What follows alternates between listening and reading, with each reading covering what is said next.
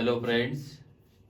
आज हम the Indian evidence act 1872 के सेक्शन 37 से सेक्शन 46 के बारे में डिस्कस करेंगे। इसके लास्ट सेक्शंस हम पहले बता चुके हैं, इम्पॉर्टेंट सेक्शंस थे लास्ट के। और ये जो सेक्शंस लिखे हैं इनमें से बताया गया कि कौन सी चीज़ें कहाँ पर हैं और वो कैसे एविडेंस में ली जा सकती हैं। जैसे इसका 37 सेक्शन कहता है relevancy of statement as to fact to public nature contained in certain acts of notification. कुछ ऐसे निश्चित एक्ट हैं या नोटिफिकेशन उनमें जो लिखे गए हैं उनको साक्ष्य के रूप में लिया जा सकता है। जैसे act of A parliament of the United states of kingdom UK, इसमें जो इसके पार्लियामेंट में लिखा है एक्ट में उसको सेंट्रल एक्ट जो हमारा भारत सरकार का, provisional acts, state acts, government of notification, London gazette और गवर्नमेंट गजट, इस तरीके के कुछ एक्ट हैं, कुछ गजट्स हैं जिनके कोई भी पार्ट अगर एविडेंस में सिमिलर हैं, मिलते हैं, तो उनका प्रयोग हम एज ए एविडेंस ले सकते हैं और कह सकते हैं कि इसका act of A parliament of UK के इस पार्ट में ये लिखा हुआ है या सेंट्रल एक्ट के इस पार्ट में लिखा हुआ है, और उसको हम कोर्ट के सामने एज ए एविडेंस के रूप में कि ये पार्ट भी उसके सिमिलर है, उस तरीके का हम प्रोविजन, उस तरीके का हम प्रूफ दे सकते हैं। ये सेक्शन 37 में कहा गया। अब सेक्शन 38 कहता है relevancy of statement as to any law contained in law books. जो कोई नियम किसी लॉ बुक्स में, किसी भी लॉ बुक्स में कोई भी नियम या उदाहरण या उसका एग्जाम्पल्स ऐसा लिखा गया है जो उस प्लेंट के या उस तथ्य से सिमिलर मैच खाता है, तो उसको हम प्रूफ के रूप में दे सकते हैं। उस लॉ बुक के उस लॉ को या उस लॉ के एक्सप्लेनेशन को हम दे सकते हैं। ये सेक्शन 38 है। Section 39, what evidence to be given when statement forms part of a conversation, document, electronic record, books और सीरीज ऑफ लेटर्स ऑफ। ये इनमें से क्या है कि जो हमारे इलेक्ट्रॉनिक रिकॉर्ड हैं, डॉक्यूमेंट हैं, या कोई भी लॉ है या किसी बुक का पार्ट है, तो उसका वह पार्ट जो उस तथ्य से सिमिलर है, उस मैटर से सिमिलर है, उसको हम एज ए प्रूफ दे सकते हैं उतने पार्ट को।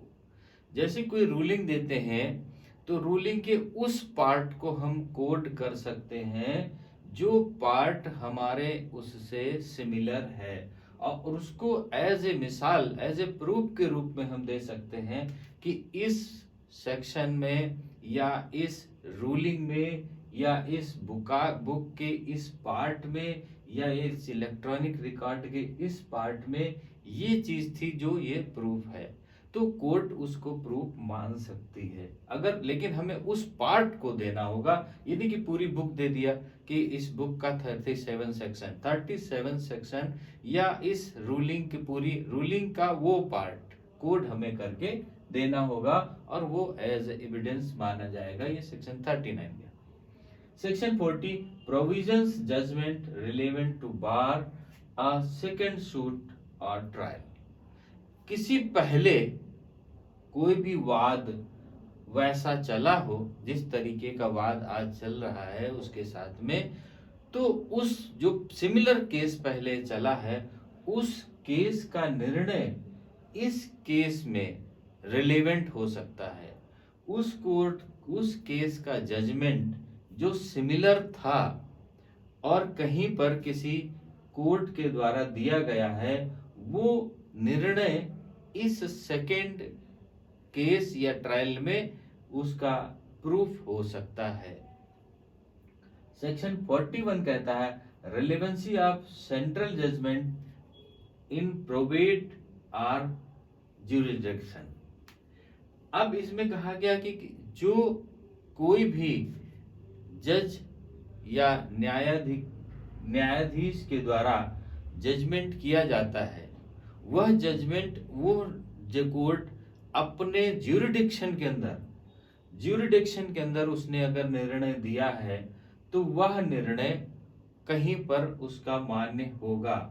अ final judgment order a decree of a competent court मतलब उस क्षेत्राधिकार के अंदर वाली court in the exercise of probate, उसने प्रोबेट में ऐसा कोई निर्णय दिया हो, मैट्रिमोनियल में कोई निर्णय दिया हो, या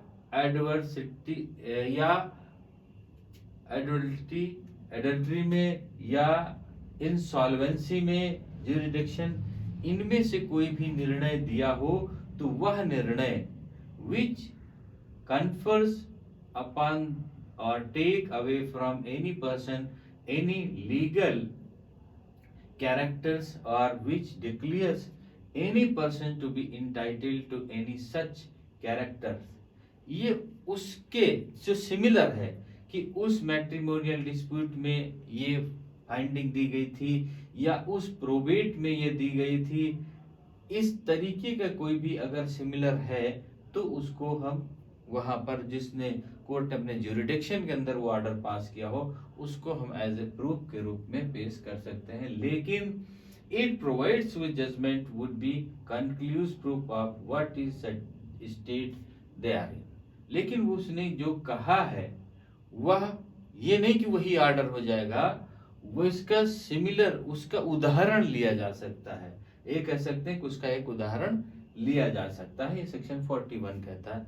सेक्शन 42 कहता है relevancy of effect of judgments order और decrees other than those mention in section 41। Section 41 में जो ऑर्डर मेंशन किए गए थे जैसे प्रोबेट है, मैट्रिमोनियल है, इंसॉल्वेंसी है, इनके जो भी मिसालें थी जो कोर्ट ने अपने ज्यूरिडिक्शन के अंदर फाइंड किया था उनको हम पेश कर सकते हैं। अब इन्होंने कहा वो तो कर सकते हैं, उसके अलावा भी जो सेक्शन 41 में दिया उसके अलावा भी हम उनमें से जो रिलेट करते हैं मैटर, जो कभी जजमेंट दिया गया और वो जजमेंट इस वाद के जजमेंट के लिए रिलेट कर सकता है तो वैसा हम उसको दे सकते हैं। If any relate to matters of a public nature relevant to the inquiry, but such judgments order are not conclusive proof of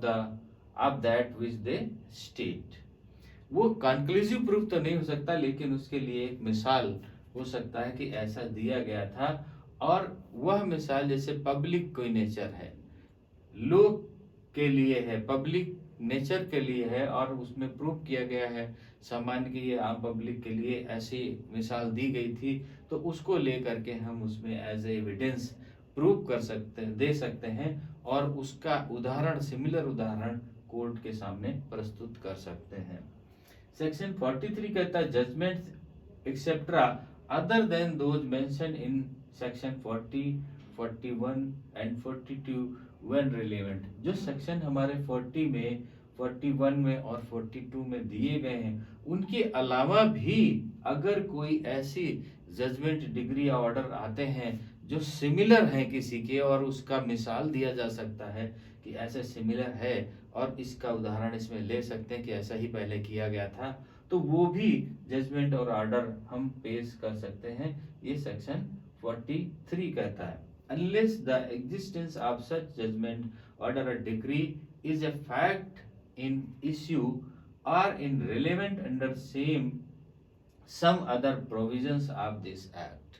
उसके अलावा भी हमने कहा कि जो चीजें हमारी सेक्शन 40, 41, 42 में दिए गए उसके अलावा भी कोई सिमिलर है कि मिल जाते हैं कि इस तरीके का जजमेंट पहले दिया गया है और उससे हमारा भी इस तरीके का फाइंडिंग है, इस तरीके का ही केस है सिमिलर, तो उसका एग्जाम्पल के रूप में उसको हम एज एविडेंस पेश कर सकते हैं।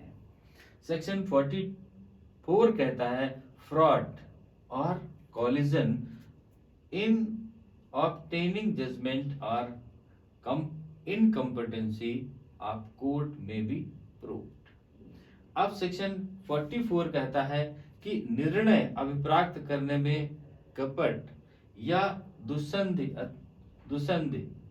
अथवा न्यायालय की अक्षमता साबित की जा सकेगी कि वो उसमें क्या किया गया, फ्रॉड क्या है और फ्रॉड क्या है या कपट क्या है, ऐसी न्यायालय की अक्षमता साबित की जा सकेगी। किसके द्वारा? एविडेंस के द्वारा। अब वो कैसे, वो आगे बताई गई है कि सेक्शन 45 में। जैसे ये सेक्शन 44 इनसे रिलेट है, सेक्शन 45, 46, 47 से रिलेट करता है कि उनका फ्रॉड कैसे निकलेगा, फ्रॉड कैसे आएगा, कपट कैसे आएगा, वो कैसे कहा गया है। इसमें सेक्शन 45 में कहा ओपिनियंस ऑफ एक्सपर्ट, एक्सपर्ट की राय लेनी चाहिए। अगर कोई ऐसी चीज है कि कोई डॉक्यूमेंट ओरिजिनल प्रूफ कर देता, उसमें राइटिंग या अंगूठे का निशान या और कुछ चीजें हैं वो करके दे देता कि यस ये इसके हैं, तो उसमें गवाह भी सारे चीजें प्रूव कर देते हैं और कि ये ऐसा है, लेकिन फिर भी फ्रॉड को कैसे उजागर किया जाएगा, तो वो सेक्शन 45 देता है कि ओपिनियंस ऑफ एक्सपर्ट, एक्सपर्ट की राय ले लेनी है जब न्यायालय को विज्ञान, साइंस या आर्ट या कला की जरूरत होती है कि इसमें साइंस के द्वारा कैसे अंगूठे का निशान है उसको लेना है, या हैंड राइटिंग एक्सपर्ट का क्या है उसको लेना है, तो कोर्ट उस बात को ले सकती है कि उनमें से हैंड राइटिंग एक्सपर्ट की सलाह ले सकती है कि हैंड राइटिंग एक्सपर्ट उसको जांच कर सकता है, या अंगूठे का निशान उसका कैसा है वो ले सकता है, या इलेक्ट्रॉनिक विधि से कोई चीजें उससे जांच करनी है, जैसे वॉइस का है, वॉइस का मिला सकता है, उसके फेस का मिला सकता है, उसके कलर को मिला सकता है, उसके ब्लड टेस्ट का मिला सकता है। ये सारी चीजें ओपिनियन की राय से एक्सपर्ट्स के आ जाती हैं, उस एक्सपर्ट के द्वारा भी उसको हम सच्चाई पे पहुंच सकते हैं। ये सेक्शन 45 कहता है कि अगर कोई चीज नहीं मिलती तो एक्सपर्ट की राय ले सकते हैं, एक्सपर्ट की राय से उसके निश्चित पोजीशन पर पहुंच सकते हैं। सेक्शन 46 कहता है facts bearing upon opinions of experts, तो इसमें कहता है विशेषज्ञों की राय से संबंधित तत्व क्या क्या होंगे। जो विशेषज्ञ, facts bearing upon opinions of expert, विशेषज्ञों के राय में तथ्य क्या क्या है, वे तथ्य जो सुइटेबल नहीं है, वे तथ्य जो सुइटेबल नहीं है उनको हम विशेषज्ञ राय से के समर्थन से हम कह सकते हैं कि वो सुइटेबल है या नहीं। एक से एग्जाम्पल में हम ले लेते हैं कि मान लीजिए किसी ने हैंड राइटिंग से लिख करके सिग्नेचर किया, अब प्रूफ हो गया कि ये सिग्नेचर उसने किया, लेकिन कोई व्यक्ति कहता कि ये सिग्नेचर नहीं है और कोर्ट को लगता है कि एक बार जांच करा लेनी चाहिए, तो हैंड राइटिंग एक्सपर्ट को वो दे देता है और हैंड राइटिंग एक्सपर्ट उस पर लिख करके आता है कि यस ये सिग्नेचर उसके हैं या ये सिग्नेचर उसके नहीं है। अगर उसकी राय आती है कि ये सिग्नेचर उसके नहीं है तो उससे निष्कर्ष पे पहुंच सकती है, और अगर आता है कि इसके सिग्नेचर सिमिलर है, मैच कर रहे हैं या अंगूठे का निशान वही है, तो वो उस पर डिसीजन दे सकती। तो facts bearing upon opinions of expert, एक्सपेरियंट की जो ओपिनियन आएगी वो उसकी बड़ा इफेक्ट डालेगी किसी के निर्णय में, ये सेक्शन 46 कहता है। अब सेक्शन 47 कहता है opinion as to handwriting when relevant, जो हैंड राइटिंग एक्सपर्ट होगा उसकी ओपिनियंस कब रिलेवेंट होगी, तो जब हैंड राइटिंग एक्सपर्ट जब हैंड राइटिंग की वो करता है, हैंड राइटिंग की जांच करता है, तो वो कई सिग्नेचर्स का मिलान करता है, उनको बड़ा करके, और जिस तरीके से उसका अपना सिस्टम है उस तरीके से करता है। लेकिन अगर वो फोटोकॉपी से कर लेता है, अगर वो फोटोकॉपी किसी भी एविडेंस में फोटोकॉपी से सिग्नेचर मिलान करता है तो वो उसके रिलेवेंट नहीं होंगे, उसको ओरिजिनल से ही ओरिजिनल सिग्नेचर से ही उसके जहाँ पर ओरिजिनल सिग्नेचर उसके हो और जो डॉक्यूमेंट जिसको प्रूव करना है वो भी उसका सर्टिफाइड या ओरिजिनल हो, उससे मिलान करना है। अगर उससे मिलान करके लिया जाता है तभी उसका रिलेवेंट होगा। अगर फोटोकॉपी या अदर किसी चीज से किया जाता है तो उसका वो रिलेवेंट नहीं होगा। तो सेक्शन 47 कहता है कि opinion as to handwriting when relevant, कब रिलेवेंट होगी? रिलेवेंट होगी कि जब ओरिजिनल से लिया गया हो और उसका जो सर्टिफाइड से है उससे मैचिंग किया गया। अगर कॉपी वगैरह से किया गया तो वो रिलेवेंट नहीं होगा। तो ये इसमें सेक्शन 47 में कहा गया। अब सेक्शन 48 या वगैरह के बारे में इसी तरीके के सेक्शंस हैं, वो नेक्स्ट पार्ट में डिस्कस करेंगे। अभी बहुत इजी सेक्शन, आज छोटे छोटे सेक्शन थे सेक्शन 37 से सेक्शन 47 तक। उम्मीद है कि ये सेक्शन इजी सेक्शंस थे और ये समझ में आ गए होंगे। अब सेक्शन 48 से हम नेक्स्ट पार्ट में डिस्कस करेंगे। ओके, थैंक यू, जय हिंद।